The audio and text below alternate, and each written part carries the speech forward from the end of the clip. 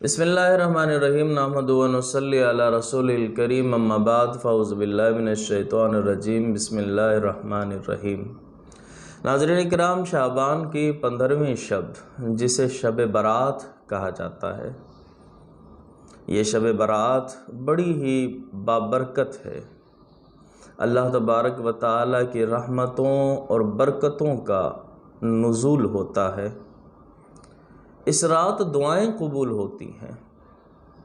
اللہ تبارک و تعالیٰ کے آخری نبی محمد مصطفیٰ صلی اللہ تعالیٰ علیہ وسلم نے چند راتیں ایسی بتائی ہیں کہ جن کے اندر اگر دعا کی جائے تو وہ دعا رد نہیں ہوتی۔ ان میں سے ایک رات یہ شب برات بھی ہے، جو کہ شعبان میں 15ویں شب ہوتی ہے۔ اس کے اندر بھی اللہ تبارک و تعالیٰ کی خصوصی عنایتیں، خصوصی رحمتیں اور خصوصی برکتیں نازل ہوتی ہیں۔ دعاؤں کی قبولیت کی رات ہے یہ رات ایسی ہے کہ جس کو فرشتوں کی عید بھی کہا جاتا ہے۔ شب برات کو فرشتوں کی عید بھی کہا جاتا ہے، عید الملائکہ۔ اور حضرت سیدنا ابو حامد محمد بن محمد غزالی رحمۃ اللہ تعالی علیہ بیان فرماتے ہیں کہ آسمان کے فرشتوں کی 2 عیدیں ہوتی ہیں۔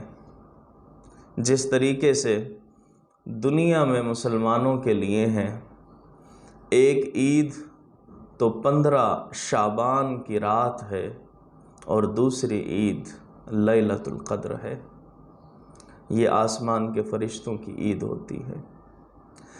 حضرت امام تقی الدین رحمۃ اللہ تعالی علیہ فرماتے ہیں کہ یہ رات سال بھر کے گناہوں کا کفارہ بنتی ہے۔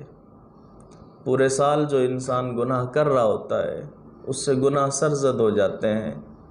یہ رات سال بھر کے گناہوں کا کفارہ بنتی ہے۔ شب جمعہ پورے ہفتے کے گناہوں کا کفارہ۔ اسی طریقے سے لیلۃ القدر جو ہے وہ عمر بھر کے گناہوں کا کفارہ ہوتی ہے۔ یہ شعبان المعظم کی 15ویں شب آنے والی ہے۔ کوشش کیجئے اس رات کو اللہ تبارک و تعالیٰ کی عبادت کے اندر گزاریں۔ اللہ تبارک و تعالیٰ اس رات میں جنت پر خصوصی عنایت بھی فرماتا ہے۔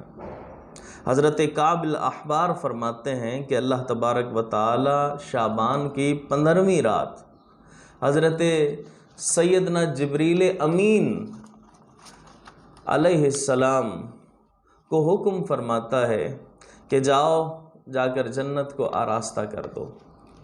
جنت کو آراستہ کرنے کا حکم فرماتا ہے، اور وہ فرماتے ہیں کہ اے جنت آراستہ ہو جا، اس لیے کہ آج کی جو رات ہے یہ بڑی بابرکت رات ہے کہ اللہ پاک نے اس رات میں آسمانوں کے ستارے اور دنیا کے دنوں اور دنیا کی راتوں اور درختوں کے پتوں، پہاڑوں کے وزن اور ریت کے ذروں کے برابر آج لوگوں کو جہنم سے آزاد فرما دیا ہے۔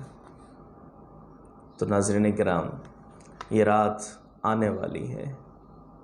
کوشش کیجئے اس رات کے اندر اللہ تبارک و تعالیٰ کی عبادت کر کے اس کو راضی کر لیجئے، اس کو خوش کر لیجئے، اور اپنے گناہوں کی معافی کا سامان پیدا کر لیجئے۔ توبہ کریں خالق کی بارگاہ کے اندر کہ اللہ تبارک و تعالیٰ ہمارے گناہوں کو معاف فرمائے، ہم پر رحم فرمائے۔